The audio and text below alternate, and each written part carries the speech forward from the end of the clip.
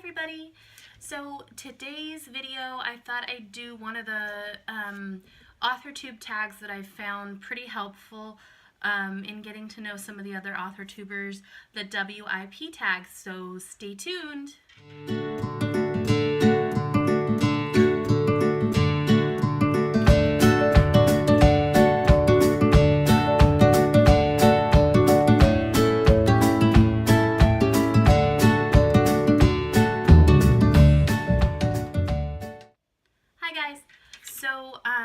The tag that I looked up recently that really helped me get to know some of the other AuthorTubers and what they're working on was the WIP tag. Some of them did it really early on in their work. Some of them did it after they've been almost completely done.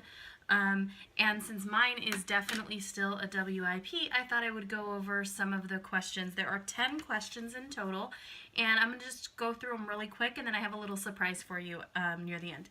So, the working title of the book. Right now, the working title, and just FYI, the baby's feeling better. So, thanks everybody for all the hopes and wishes that she feels better. So, to the working title of the book that I am working on, I have 2 WIPs right now, but I'm focusing mostly on Aileron since that's the one I've been talking a lot about. So, the working title of that is it's the Scrolls of Aileron series, but the working title of book 1 is called The Lavender Mirror, and it's been this title since, gosh, the beginning. The funny story behind that was, as a Christmas gift one year from my older sister, I got a really beautiful pewter mirror with this really beautiful image on it, and it's got lavender flowers like kind of swirled through it, and lavender ribbons, and like it's metal, but it has this really beautiful kind of artsy look, and she knew that that was right up my alley because I had finally started talking about my fantasy writing, and she got this mirror for me, and immediately I went, oh my god, this has to be in a book, this is beautiful. And so as the books morphed, the mirror became a pretty integral part of the story. So that's where the title came from, and I'm pretty sure it's gonna stick. So Aileron book 1 is the working title mostly, but it's The Lavender Mirror is the title. So where did the idea come from? So my starting way back, as you guys know, I've been working on this project for so long with lots of detours and stops and starts and stuff like that. So the Lavender Mirror started back when my husband and I were still very young college students, and I had to get out of my office, and I was very cooped up indoors a lot, and I went outside one day with one of my legal pads, and I was writing, and I was seeing this character that looked and sounded and felt really genuinely YA. He had some inner demons to deal with, and I realized that I was basically writing about my husband as a teenager, but I didn't want it to be a contemporary, so contemporary. I wanted it to fit my fantasy story. So the idea started with this character specifically, and then the world kind of evolved around him, and the adventure that happened evolved around him. And basically the premise is you get to make your own family, and so it was really a cool way that progressed over the years to becoming something really important to him eventually, through us developing our own family together. But also in the story, my main character Sebastian ends up going through similar, in a fantasy way, similar fighting inner demons and things like that. So that's where that idea came from.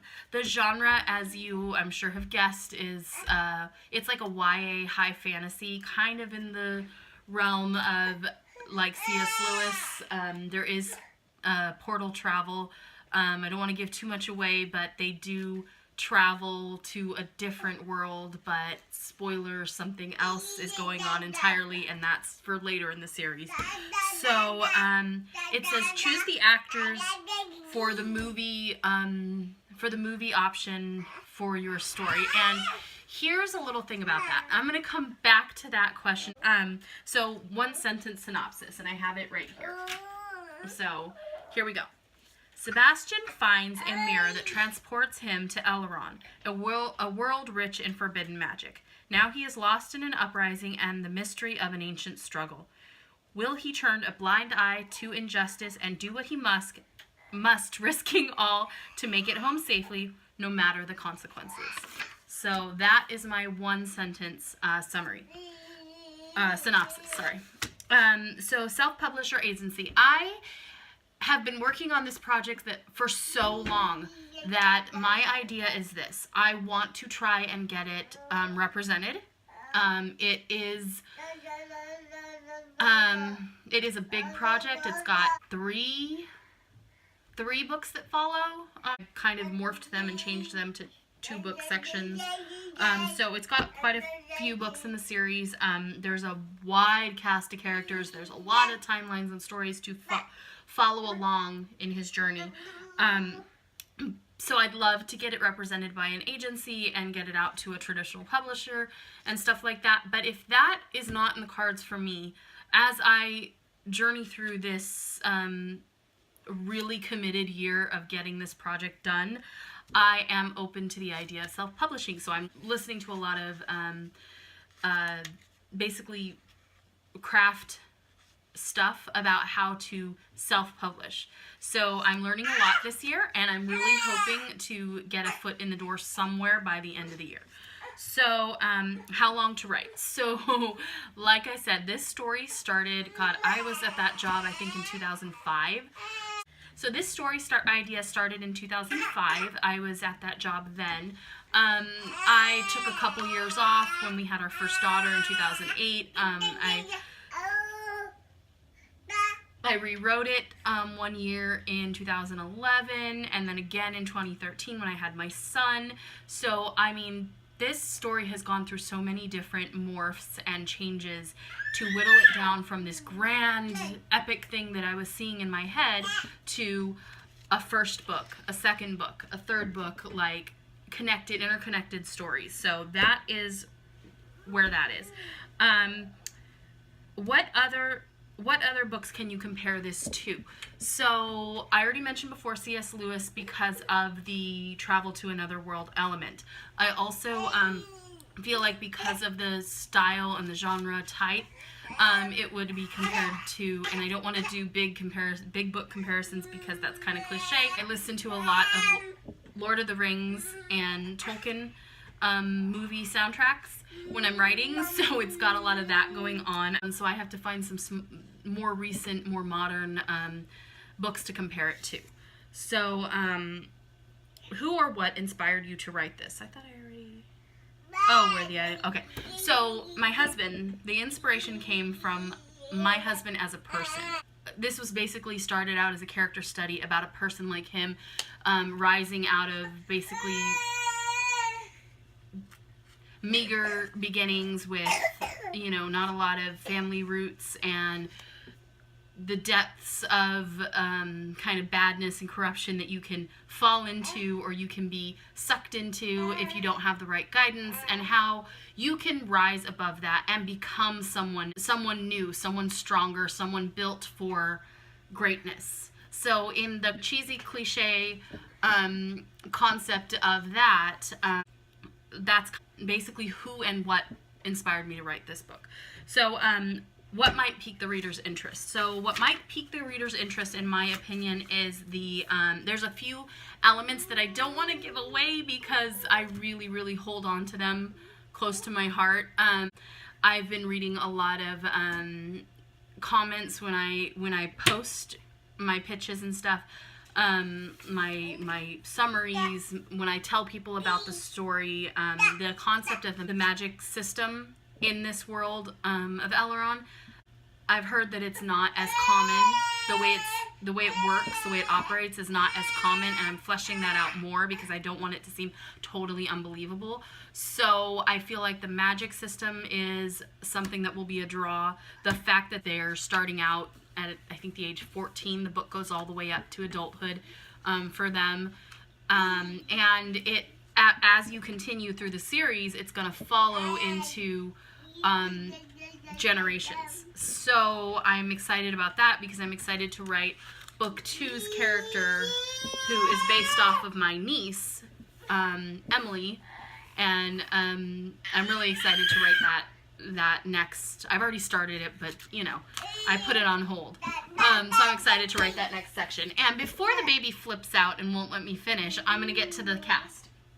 So as you guys know, I'm working on my illustrating for my picture book as well, and so I decided I was going to, the other day when I was working on, I'm learning the new program of Procreate for my illustrations for my picture book, and I thought, what better way to learn than to practice on something that I hold dear to my heart. So I started practicing my characters, and the reason I didn't want to give any character references from movies right now is because I took bits and pieces for my sketches of people in movies that I felt matched the characters. And then I've had these photos in my head for years, but they're like different people, and I've actually got them in my Scrivener file, the pictures of like one actor and another actor, and I say this guy's eyes and this guy's hair or whatever. So I started piecing them together. My two main characters are less so accurate because of the fact that they're so perfect in my head that and my drawing skills just aren't quite there yet, but it's close. So this is my main character, Sebastian. So that's him. If you can see, he's got blue-gray eyes. He's got sandy, floppy hair. And my daughter thinks it's hilarious that I made him stand like that. She was like, "Mommy, he's leaning against something. That's silly." So, but that was because the pose that, you know, using as reference was Leonardo DiCaprio staring up at the sun, and that pose just looked really cool for him. So my other main character, my other MC, is named Nico, and he is right here. He's a little more tan, but he's got blue-green eyes, and he's got, you know, dark hair. I had to show some light. His hair's supposed to be mostly like black, dark, so I need to figure out and Procreate the right way to make highlighting without changing the colors. I'm still learning that program, so that's why these two guys are the least like their what's in my head. So the rest of my cast is this. I've got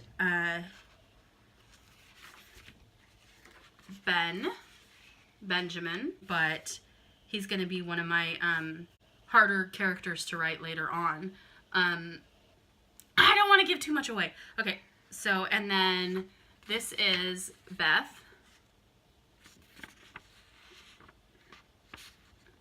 And I think I did a quick preview of her when I was talking about Procreate the other day. And then my last two characters are Thad.